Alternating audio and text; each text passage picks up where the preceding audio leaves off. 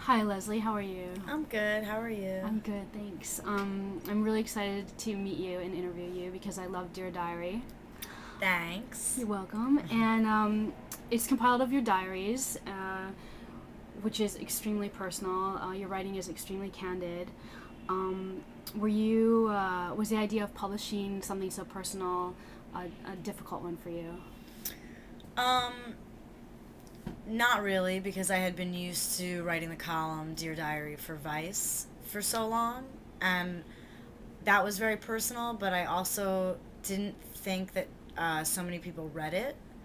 So I was like, yeah, I'll write about myself, whatever. I'll write about all this personal shit. I'll publish my diaries because I just didn't think that many people read Vice. And then when they asked me to do a book, or I think we kind of came up with the idea together, I was just so excited to be able to write a book that, like, I was a little bit scared, but I was willing to face that fear. Was Were you tempted to leave anything out? Um, was I tempted to? Yeah, I think that, like, the stuff that I wrote about uh, with my dad, maybe for a few minutes, I thought I could, skirt around that. But, anything that I knew was like the hardest stuff to write was like a telltale sign that it was the most important to go in there, to go into the book. So, yeah, I mean, there was stuff that there were people who I didn't want to interview, but I definitely wanted it to be in the book. I'm glad that you left everything in. Oh, thanks. You too. Um, when did you begin writing in a diary? Was there anyone that sort of encouraged you to do this, like relatives or teachers? I remember I started writing in my diary when I was in sixth grade, and my mom worked at Walden Books bookstore, and they used to sell, like, little diaries with ballet slippers on them, and I just thought they were pretty, and I wanted one, and she bought it for me, and um, that was like the first time I had ever really, like, owned a book and that I can write anything I wanted in. And I'd known about the idea of writing in a diary, but when I was like 11 or 12, it and I guess that was probably around the time we were reading Anne Frank in school. So, like, I knew about the concept of a diary, and I just thought the book was pretty and I wanted it. You mentioned Anne Frank in your book as well. Were there any other books that touched you as a child or inspired your writing?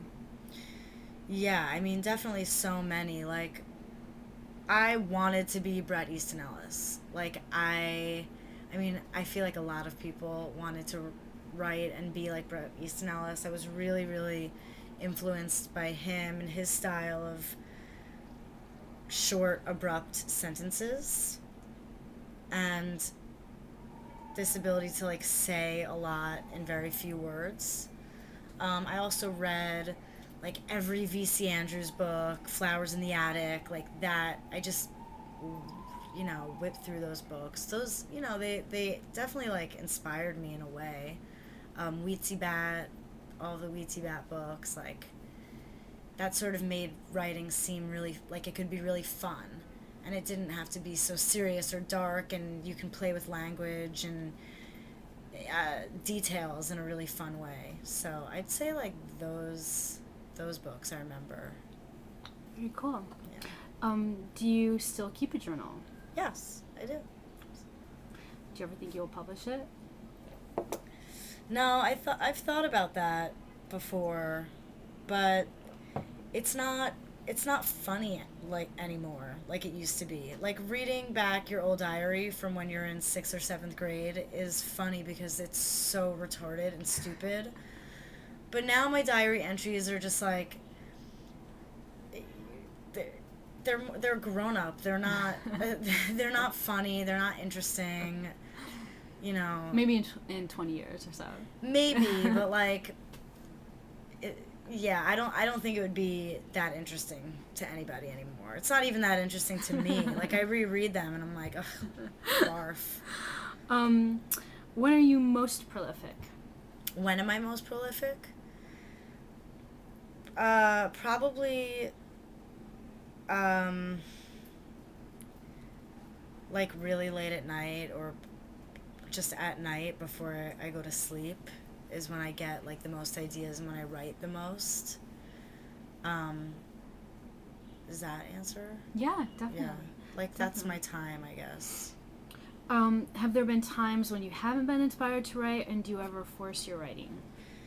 Yes, like every day. I mean, it's I'd say I'm way less inspired to write than I am. Like it's hard to only when I've read something that's truly blown my mind or maybe like seen a movie or have had an experience where I'm like, "Oh my god, I cannot wait to write about this." It's those times are rare. I have to force myself to write every single day. Like I have an office. I rent an office space and like I go to my office and I am distracted by a million things and I'm constantly forcing myself to do it. I wish that it was the other way around. But at night it is, not so much during the day. Does